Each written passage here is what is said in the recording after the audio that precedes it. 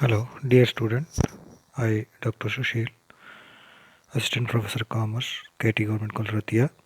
Today, I discuss the chapter Contract of Indemnity and Guarantee for the subject Business Law, BCom 1, Semester 1.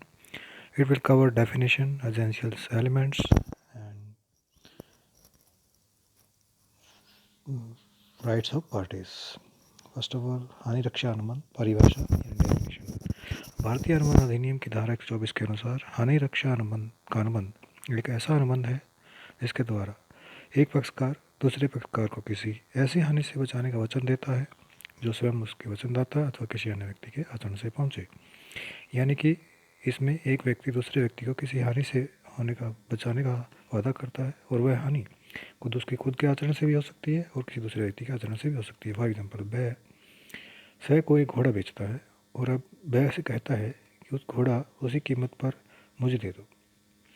यदि सह ने तुम पर वाद प्रस्तुत किया तो हर्जाना तुम्हें देना पड़ा, उसकी क्षतिपूर्ति मैं करूँगा। वह और वह के बीच हानि रक्षा करूँगा। यानी कि वह और सह के बीच में एक कॉन्ट्रैक्ट है और अगर वह घोड़ा वह ए को बेचता है तो सह के साथ हुआ कॉन्ट्रैक्ट टूटेगा और सह के पास राइट है इंडियन कॉन्ट्रैक्ट एक्ट की, वो उसके खिलाफ कोर्ट में जा सकता है और इस केस में उसको जुर्माना देना पड़ सकता है। इसी जुर्माने से बचाने की रक्षा यहाँ पे सह करेगा, वह करेगा। इसलिए यह अनुबंध हानि रक्षा अनुबंध है। हानि रक्षा अनुबंध के इस डेफिनेशन को पढ़ने के बाद हम इसके लक्षण बता सकते हैं। पहला लक्षण है कि हानि रक्षा अनुबंध द्वारा हानि रक्षाधारी को हानि से बचाने का स्पष्ट वचन दिया जाता है और दूसरा, हानि के लिए जब वचनदाता के स्वयं के आचरण के कारण हो सकती है और किसी अन्य व्यक्ति के आचरण के कारण भी हो सकती है। हानि रक्षा के अधिकार। हानि रक्षा के 3 अधिकार हैं: इंडेमनिटी होल्डर के, क्षतिपूर्ति, वाद प्रतिवाद एवं समझौते के शर्तों के अधीन चुकाए गए धन। क्षतिपूर्ति यानी कि उसको कोई नुकसान हुआ है किसी थर्ड पार्टी की वजह से तो उसका पूर्ति करवा सकता है। वाद एवं प्रतिवाद, कोर्ट में केस कर सकता है, कोर्ट में केस लड़ सकता है। समझौते की शर्तों, यदि उसे थर्ड पार्टी के साथ कोई समझौता करना पड़ा, कोई कॉम्प्रोमाइज़ करना पड़ा और उसमें उसको कोई पेमेंट देनी पड़ी तो वो पेमेंट ले सकता है। प्रतिभूति अनुबंध, और दूसरा इस चैप्टर में हम कवर करेंगे कॉन्ट्रैक्ट ऑफ गारंटी और प्रतिभूति। इसकी परिभाषा भारतीय अधिनियम की धारा 126 के अनुसार प्रतिभूति अनुबंध एक ऐसा अनुबंध है जिसमें एक व्यक्ति दूसरे व्यक्ति को किसी तीसरे व्यक्ति की त्रुटि की दशा में उसके वचन का निष्पादन करने अथवा उसके उत्तरदायित्व को पूरा करने का वचन देता है। यानी कि इसमें एक व्यक्ति दूसरे व्यक्ति को किसी तीसरे व्यक्ति की गलती की दशा में, डिफ़ॉल्ट की दशा में उसका काम करने के लिए या उसके उत्तरदायित्व को पूरा करने का वचन देता है। उदाहरण, फॉर एग्जाम्पल, राम मोहन से कहता है कि वह सोहन को 1000 रुपये उधार दे दे और इस बात की प्रतिभूति देता है कि सोहन इस 1 रुपये को 1 साल के अंदर चुका देगा और यदि सोहन नहीं चुका पाता तो राम स्वयं मोहन को यह स्वयं रुपया चुकाएगा। यह अनुबंध प्रतिभूति अनुबंध कहलाएगा।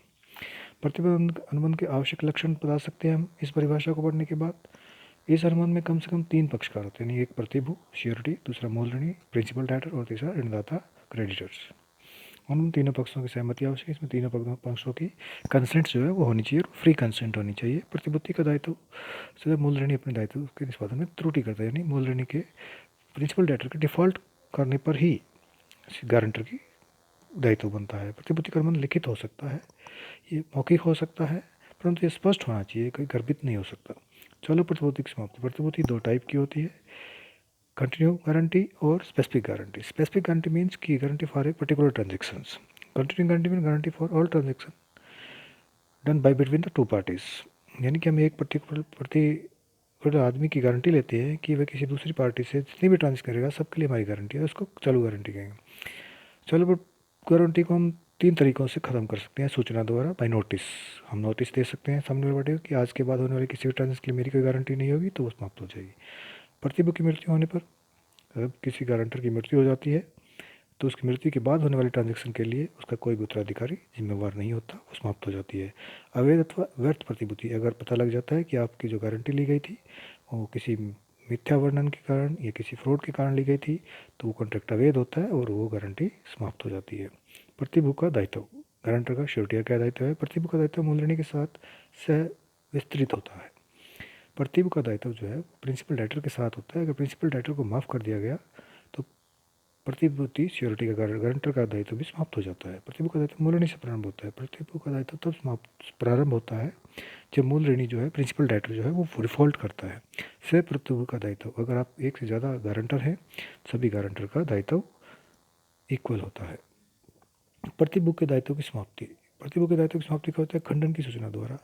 गारंटर जो है वो एक सूचना दे सकता है सामने वाली पार्टी को कि आज के बाद मेरी कोई गारंटी नहीं है, तो उसके बाद क्या होने वाले ट्रांजेक्शन के लिए उसकी कोई दायित्व नहीं होगा। प्रतिभूति की मृत्यु और उसकी मृत्यु होने पर ऑटोमेटिकली जिस डेथ होगी उसकी, उसके बाद होने वाले ट्रांजेक्शन के लिए उसका कोई उत्तराधिकारी रिस्पॉन्सिबल नहीं होगा। मुक्त कर देने पर, अगर आपने किसी प्रिंसिपल डेटर को ही रिलीव कर दिया, मान फॉर एग्जांपल आपने उसको कह दिया कि जब तेरे से मैं कोई पैसा नहीं लेता, तेरे को लोन माफ़ किया, तो गारंटर भी माफ़ हो जाएगा।